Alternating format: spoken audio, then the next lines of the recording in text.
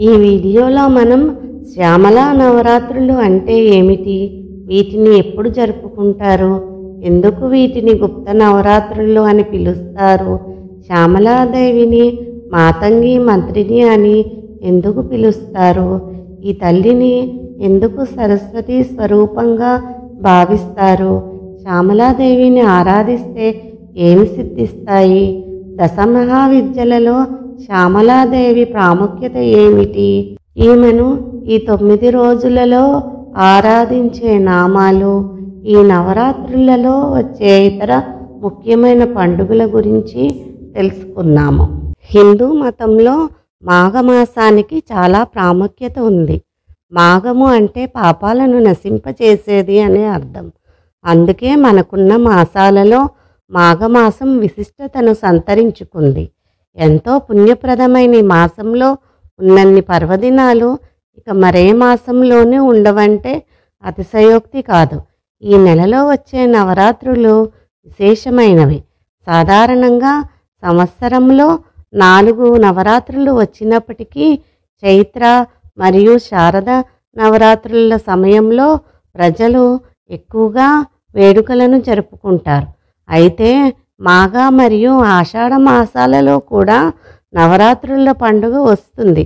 వీటిని గుప్త నవరాత్రులు అని అంటారు. గుప్తం అంటే రహస్యమైనది. మాఘ గుప్త నవరాత్రులు తక్కువ మందికి తెలుసు.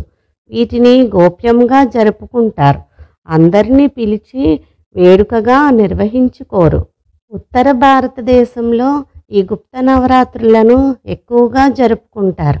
దక్షిణ భారతదేశంలో ఈ నవరాత్రులను శ్యామలా నవరాత్రులుగా మాఘశుద్ధ పాడ్యము నుంచి మాఘశుద్ధ నవమి వరకు జరుపుకుంటారు.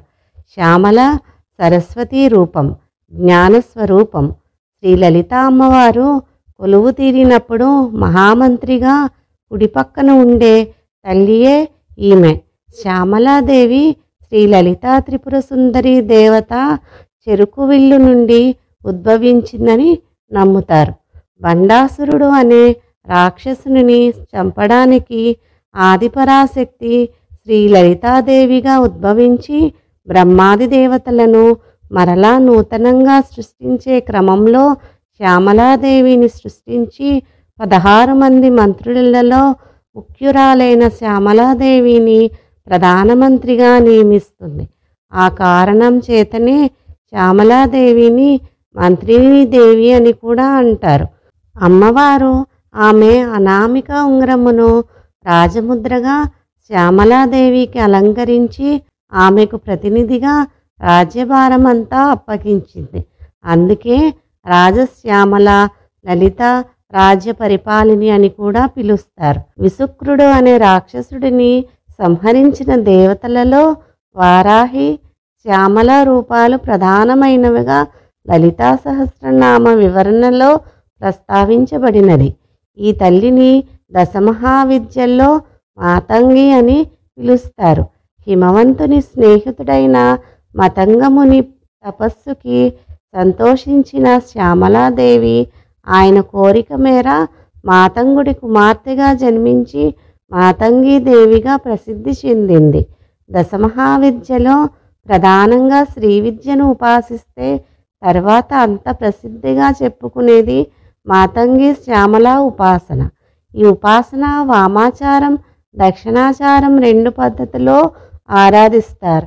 ముఖ్యంగా ఉత్తర భారతదేశంలో ఈ దశమహావిద్య సాధన మహాప్రసిద్ధి. ఈ 10 విద్యలలో ఏది ఉపాసించినా మిగతా 9 విద్యలు అందులో కలిసి ఉంటాయి గనుక దశమహావిద్యలో ఒక్క విద్యా సాధన చేసిన మిగిలిన అన్నిటిలో ఉపాసన విధి తెలుస్తుంది, త్వరగా సిద్ధిస్తుంది. అయితే ఈ దశమహావిద్యలో శ్రీ విద్య ప్రధానంగా శంకరుల వారు వ్యాప్తిలోకి తెచ్చారు. దానికి కారణం శ్రీ విద్యలో బ్రహ్మజ్ఞాన తత్వం గురించి ఉంటుంది. ముఖ్యంగా తాంత్రిక ఉపాసకులు ఈ శ్యామలా నవరాత్రిని విశేషంగా జరుపుకుంటారు. శాక్తేయములో బుద్ధికి, విద్యకి ఈ తల్లిని సేవిస్తారు. ఈమెను సేవించడం ద్వారా అనితర సాధ్యమైన సాహిత్యము, తెలివి, జ్ఞాన సముపార్జన సిద్ధించగలవని భక్తుల విశ్వాసం. శ్యామలా నవరాత్రులలో శ్యామలాదేవిని ప్రార్థించడం వలన కళలు, వాక్కు, జ్ఞానం, చదువులు మొదలైన వాటిలో మన సామర్థ్యాలు మరియు ప్రతిభ పెరుగుతుంది. శ్యామలాదేవి శుద్ధమైన ఆలోచనలను ప్రేరేపించే స్వరూపం. కాళిదాసు తనకు వాక్ జ్ఞానశక్తిని ప్రసాదించిన దేవత శ్యామలాదేవిని శ్యామలా దండకం ద్వారా మాణిక్యం వీణ ఉపలాలయంతిమని కీర్తిస్తాడు. ఈ శ్యామలాదేవి తిరుగాడే నవరాత్రులలో అమ్మవారిని భక్తి శ్రద్ధలతో పూజిస్తే మంచి ఉద్యోగాలు, ఉన్నత పదవులు, విద్య, ఐశ్వర్యం లభిస్తాయి. అంతేకాక భార్యాభర్తల మధ్య అన్యోన్యం, పెళ్లి కాని వారికి త్వరగా పెళ్లి జరుగుతుందని శాస్త్రం చెబుతుంది.